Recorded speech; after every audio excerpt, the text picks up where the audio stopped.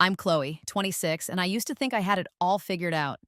7 years with Liam, a wedding straight out of a Pinterest board, and a future so perfect it could have been scripted in Hollywood. But life's not a rom-com, and the guy I loved most ripped my heart out and stomped on it. I'm telling you this story with a voice that's bitter, a little pissed off, but damn proud because I clawed my way out of the wreckage. This is for every girl out there. Pain can break you, or it can save you. Let me show you how it saved me. I grew up in a small town just outside Denver, the kind of place where everyone knows your business and dreams feel too big for the zip code.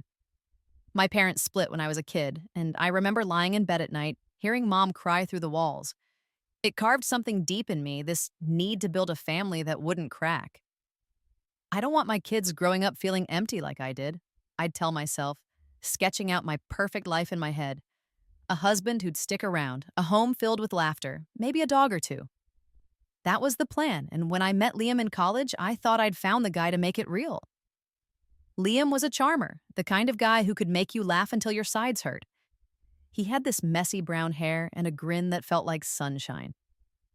We met at a campus party, him spilling beer on my shoes and apologizing with a joke about his legendary clumsiness. I was hooked. But here's the thing. I was always the one holding the reins. I planned our dates, budgeted our weekends, and saved every penny for our future. Liam? He'd just shrug and say, "You've got this, babe. I trust you." I thought it was cute back then, like he was this carefree spirit who balanced my type A ass. Now I see it for what it was, him coasting while I carried the weight. I was the one mapping out our life, I'd mutter to myself later, while he was just along for the ride. Fast forward to last year, and we were knee-deep in wedding prep. I was a machine, calling venues, designing invites, picking out centerpieces. Picture me at 2 a.m., hunched over my laptop, tweaking the seating chart while Liam played Xbox in the next room. "Babe, you're stressing too much," he'd call out, barely looking up. I'd bite my tongue, thinking he was just swamped with work. Swamped, my ass. I was the one juggling caterers and florists, pouring my soul into this day. I thought I was building our forever, I'd tell my best friend Olivia. But now I know I was just a damn fool, setting up a stage for a guy who didn't deserve the spotlight. Looking back, I gave up so much for him. There was this job offer in New York, a killer gig with a marketing firm that could have launched my career. I turned it down to stay in Denver, close to Liam's job. I scrimped and saved, squirreling away every dollar for our dream house, while he spent his cash on craft beer and new sneakers. We're a team, I'd tell myself, ignoring the nagging feeling that I was playing solo. My mom warned me once, her voice soft but firm. "Don't put all your eggs in his basket, Chloe," she said, her eyes carrying the weight of her own divorce. She'd rebuilt her life, fierce and independent, but I brushed her off. "Liam's different," I told her, convinced I was writing a better story. God, I was naive. Liam wasn't all bad, don't get me wrong. He had this way of making me feel like the only girl in the room. He'd leave sticky notes on my mirror, dumb stuff like, "You're hotter than a Denver summer." I'd laugh, tuck them in a drawer, and tell myself that's what love looked like. But even then, there were cracks. He'd forget plans, dodge big talks about our future, and let me handle the hard stuff. "He's just laid back," I'd say, excusing him. Now I see it clear as day. That charm was a mask, hiding a guy too selfish to step up. He played me, I'd hiss to myself, and I let him. The night before my world imploded, we were sprawled on the couch, laughing over the seating chart. Liam was sipping a beer, pointing at names. "Put Aunt Karen far from the bar, she'll drink us dry," he teased. I swatted his arm, grinning like an idiot. We went to bed tangled up, my head on his chest, the future feeling so close I could taste it. This is it, I thought, drifting off with a smile. We're gonna make it. I had no idea that by morning I'd be staring into the abyss, my fairy tale crumbling faster than a house of cards. My mom's voice echoed in my head that night, her warning about leaning too hard on Liam. I pushed it away, too caught up in the dream. I'd spent 7 years building this life, pouring my heart into every detail. I thought I was crafting a masterpiece, a love story for the ages. Turns out, I was just building a house of straw, and Liam was the wolf ready to blow it down. I went to sleep happy, I'd later tell Olivia, my voice cracking, and woke up in hell. I woke up that morning with a pit in my stomach, the kind that tells you something's wrong before your brain catches up. Liam was gone. No note, no text, nothing. His side of the bed was cold, sheets barely wrinkled. He's probably at the gym, I told myself, but my hands were already shaking as I grabbed my phone. I called him, once, twice, 10 times, straight to voicemail. What the hell, Liam? I muttered, pacing our tiny Denver apartment. My mind spiraled to worst-case scenarios: car accident, hospital, or worse. I was freaking out, thinking he was hurt. I'd later tell Olivia, my voice tight. I didn't know he was the one about to hurt me. I spent the morning calling everyone, his mom, his coworkers, even the damn coffee shop he loved. Nobody knew where he was. My heart was pounding so hard I could feel it in my throat. I thought I was going to lose my mind, I'd say, remembering how I sat on the couch, staring at my phone like it could summon him back. Then, around noon, Olivia texted me. Just a link to an Instagram story from Ben, Liam's best friend. My thumb hovered over it, dread pooling in my gut. I tapped, and there he was. Liam, in a Vegas club, holding a drink, grinning like he'd won the lottery. The neon lights flashed behind him, girls in sparkly dresses dancing around. My hands were shaking, my eyes were burning, I'd tell you, seeing him laugh while I was crying my eyes out at home. I scrolled through Ben's story, each clip a punch to the chest. Liam throwing back shots, Liam hyping up the crowd, Liam living it up like I didn't exist. But the real knife came from a story Olivia sent next, from some girl named Sophia. I didn't know her, but her profile was all glitz. Selfies and designer sunglasses, captions about living her best life. Her story showed Liam, his arm around her waist, both of them staring at a stage with some DJ. The caption read, "Moments that hit different." I froze, my breath catching. I wanted to smash my phone, I'd say, my voice shaking. Moments that hit different. What the hell was that supposed to mean? I stared at that image until my eyes hurt. Liam's hand on her smug little smile, like she knew she was stealing something precious. Who is this chick? I whispered, my voice breaking. I kept replaying it, zooming in, searching for some clue that it wasn't what it looked like. But it was. My fiancé, 2 weeks before our wedding, was in Vegas, wrapped around some stranger. I felt like such an idiot, I'd tell Olivia later, thinking he was dead somewhere while he was out there, living like a frat boy. I called him again, my fingers clumsy on the screen. This time, he picked up, his voice all casual, like he wasn't standing in the middle of my worst nightmare. "Hey, babe, what's up?" he said, and I could hear the club music thumping in the background. "Where are you, Liam?" I demanded, my voice sharp enough to cut glass. "Oh, just a last-minute trip with the guys," he said, smooth as ever. "Bachelor party vibes, you know." I laughed, but it was bitter, hollow. "Bachelor party? In Vegas? With some girl hanging all over you?" I snapped. He paused, then chuckled like I was the one being ridiculous. "You're overreacting, Chloe. It's nothing. I'll be home tomorrow." Overreacting? I was shaking so hard I could barely hold the phone. "I spent all day thinking you were hurt, Liam," I yelled. "And you're in Vegas, groping some chick like I don't exist?" He sighed, that annoying, patronizing sigh he used when he thought I was being dramatic. "It's just a party, babe. Relax." Relax? I wanted to scream until my lungs gave out. "I trusted you," I said, my voice cracking. 7 years, Liam. And this is what you do." He mumbled something about talking later and hung up. I stood there, staring at the wall, feeling like the floor had dropped out from under me. Olivia came over an hour later, her face all worry and rage. "I saw the stories," she said, pulling me into a hug. "That asshole doesn't deserve you." She was the only one I could lean on right then, the only one who didn't make me feel crazy. Olivia didn't just find the proof, I'd say later. She held me together when I was falling apart.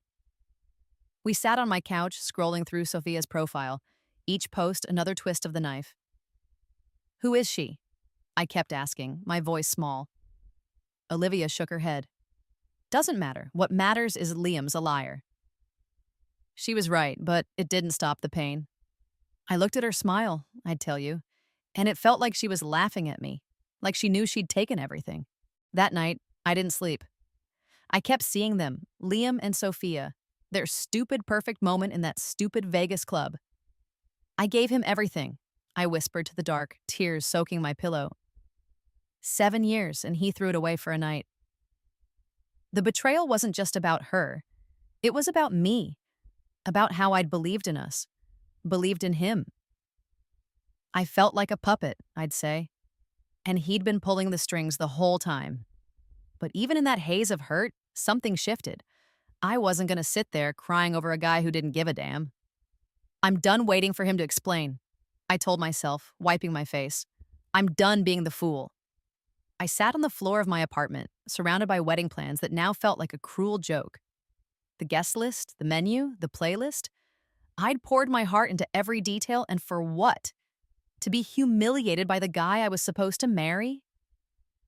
I'm not doing this, I told myself, my voice shaky but firm. I wasn't going to cry anymore. I wasn't going to wait for Liam to waltz back and act like nothing happened. I'm done, I said, grabbing my phone. It was time to burn this fairy tale to the ground. Canceling the wedding was like ripping off a Band-Aid soaked in acid. Every call hurt. I started with the venue, my voice cracking as I told the manager, "We're not getting married. Can you cancel it?" She was kind, but I could hear the pity in her tone. Next, the caterer, the florist, the DJ. Each conversation was a knife twisting deeper. Every call felt like admitting I'd failed. I'd tell Olivia later, but I had to do it. The hardest part was texting the guests. I kept it short. Liam and I are no longer getting married. Thank you for your support. My thumb hovered over the send button, my stomach churning. I didn't want their questions, I'd say, but I wasn't going to hide. The reactions came fast, like a tidal wave I couldn't outrun. My mom was a rock, her voice steady over the phone. "You're doing the right thing, Chloe," she said. "You don't need him to be whole." My dad, always the quiet one, just said, "I'm proud of you, kid." Their support kept me standing, but not everyone was on my side. Liam's mom called, sobbing, begging me to work it out. "He's just stressed," she said, like that excused him cozying up to some girl in Vegas. His dad was worse.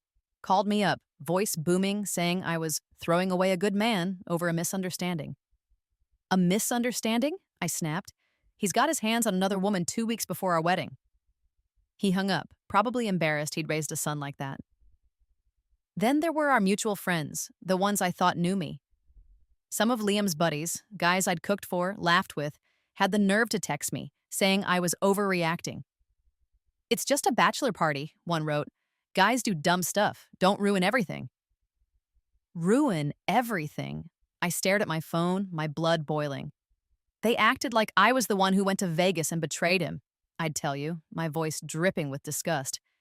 It was that bro code bullshit, the kind where guys cover for each other no matter how low they sink.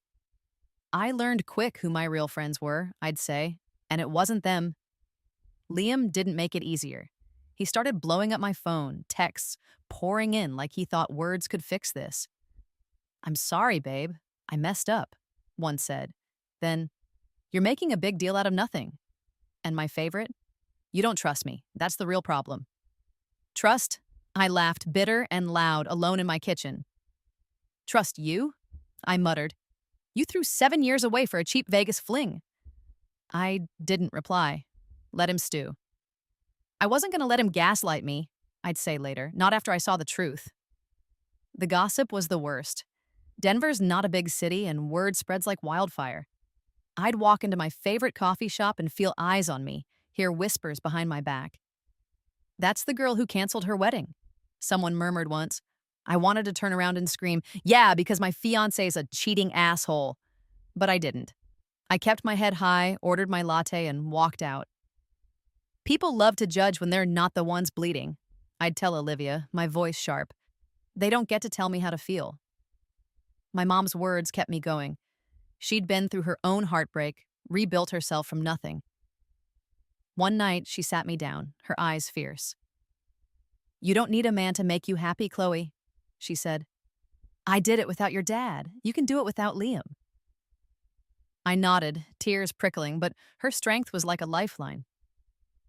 She was right, I'd say. I wasn't going to let this define me. Still, the pressure got to me. Every text from Liam, every call from his parents, every side eye from a friend chipped away at my resolve. I'd lie awake wondering if I was too harsh, if I should have heard him out. Maybe it was just a mistake, I'd think, my heart twisting. But then I'd remember that Instagram story. Sophia's smile, Liam's arm around her, and the anger would flare back. No way, I'd mutter, clenching my fists. I'm not crawling back to that. The breaking point was coming, though. I knew I'd have to face Liam, see his face, hear his excuses. Part of me dreaded it, but another part, the part that was done being played, couldn't wait. I thought I might forgive him, I'd admit. But the second I pictured his smug face, I wanted to slap it. I wasn't just fighting for me anymore. I was fighting for the girl who'd given up New York, who'd saved every penny, who'd believed in a love that turned out to be a lie. I was ready, I'd say, even if it hurt like hell. I was in my apartment, staring at the door when I heard his knock. Liam. My stomach twisted, but my hands were steady. I'd been replaying that Vegas story in my head, his arm around Sophia, her smug smile, and it lit a fire in me. I'm not letting him walk all over me, I told myself, clenching my jaw. 7 years of love, of sacrifice, and he thought he could just show up and make it right? Hell no. I was ready to face him, I'd say later, and I wasn't going to let him see me break. I opened the door, and there he was, looking like a kicked puppy. Messy hair, red eyes, like he hadn't slept. "Chloe, please, let's talk," he said, his voice all soft and desperate. I crossed my arms, leaning against the doorframe. "Talk," I said, my voice cold. "You had your chance in Vegas, Liam. Looked like you were having a real good time." He flinched, but I didn't care. I felt like a volcano ready to erupt, I'd tell Olivia. All that hurt and rage just waiting to spill out. He stepped inside, hands raised like he was surrendering. "It was nothing, babe," he said. "Just a stupid bachelor party. I was saying goodbye to being single, that's all." I laughed, sharp and bitter. "Goodbye to being single?" I snapped. 7 years wasn't enough for you to say goodbye? You needed to fly to Vegas and wrap yourself around some chick to figure that out? My voice was loud, cutting, and it felt good. I was done swallowing his bullshit, I'd say, done pretending he was worth my tears. I didn't let him answer. I grabbed my phone, pulled up Sophia's story, and shoved it in his face. "Who's she, Liam?" I demanded. "And don't give me that just a friend crap." He stammered, eyes darting away. She's just Ben's friend," he said, his voice weak. "She tagged along. It didn't mean anything." I stepped closer, my eyes locked on his. "Didn't mean anything?" I said, my voice low, dangerous. "You had your hands on her, Liam. 2 weeks before our wedding. You looked at her like she was the only one in the room." He wouldn't meet my gaze. He couldn't even look at me, I'd tell you. And that's when I knew he was lying, just like always. I took a breath, steadying myself. "You threw us away," I said, my voice shaking but strong. 7 years, Liam. I gave up New York for you. I saved every dime for our future. I planned our wedding while you played video games. And you repay me by running off to Vegas, lying to my face, choosing her." I pointed at the door. "I'm not your fallback plan. I'm not some toy you can toss aside and pick up when you're bored." He opened his mouth, but I cut him off. "Get out," I said, my voice like steel. I slammed the door behind him, the sound echoing in my ears. I didn't cry, I'd say later. I felt free, like I'd just dropped a weight I'd been carrying for years. But Liam wasn't done. He started texting everyone, our friends, my cousins, even my coworkers, spinning some sob story about how I'd overreacted and ruined everything. He even had the balls to text Olivia, begging her to talk to me. "Can you get Chloe to chill?" he wrote. Olivia showed me the message, her face all disgust. "Chill," she said, laughing. "Liam, you dug your own grave." She sent him back a single line. "You fucked up. Deal with it." Olivia was my ride or die, I'd tell you, the one who reminded me I was worth more than his excuses. His parents tried to get involved too. His mom called, her voice all tears and guilt. "He's sorry, Chloe," she said. "Can't you give him another chance?" I felt bad for her. She was humiliated raising a son who'd do this, but I wasn't budging. "I'm sorry too," I told her, "but I'm done." His dad called later, asking if we could talk it out. I cut him off. "There's nothing to talk about," I said. "Your son made his choice." I hung up, my hands shaking but my heart steady. I wasn't going to let them guilt me, I'd say, not when I was finally seeing clearly. Standing in my apartment after that showdown, I felt something new. Not pain, not anger, just pride. I'd spent 7 years building a life for us, I'd tell Olivia. But in that moment, I realized I didn't need him to build one for me. Slamming that door wasn't just about shutting him out, it was about opening one for myself. He thought a few sorries would fix it, I'd say, my voice sharp. But guys like that don't get what self-respect means. I wasn't naive anymore. Liam's tears, his excuses, his pathetic attempts to play the victim, they were all smoke and mirrors. He wasn't crying for me, I'd tell you. He was crying for the wedding he lost, the life he thought he could coast through. I was done being his safety net. I walked away from that fight taller, I'd say, because I finally saw my own worth. I stood in my apartment, the silence loud after slamming the door on Liam. The wedding was canceled, the dream was dead, but I wasn't. I lost the fairy tale, I'd tell myself, but I found me.